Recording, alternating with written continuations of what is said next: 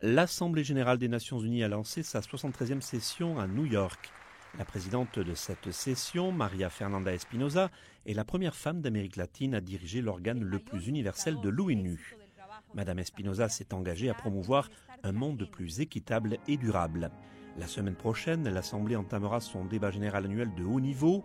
Les premiers ministres, présidents et autres hauts responsables se réuniront pour aborder les menaces les plus pressantes auxquelles l'humanité est confrontée. Les hauts responsables de l'ONU ont salué l'annonce faite par la Russie et la Turquie de mettre en place une zone démilitarisée dans la province d'Idlib en Syrie le mois prochain.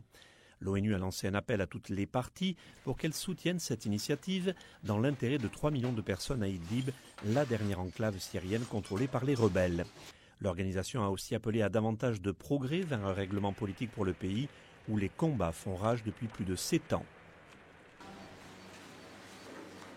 Un rapport des Nations Unies exhorte à agir pour sauver les enfants qui pourraient succomber à des maladies évitables.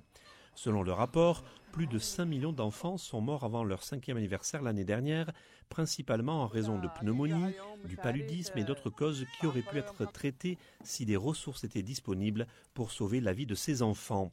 Les enfants d'Afrique subsaharienne ont 15 fois plus de risques de mourir que les enfants des pays les plus riches. Le rapport appelle à l'amélioration de l'eau, de la nutrition et des services de santé de base dans les pays les plus pauvres afin de sauver la vie des enfants.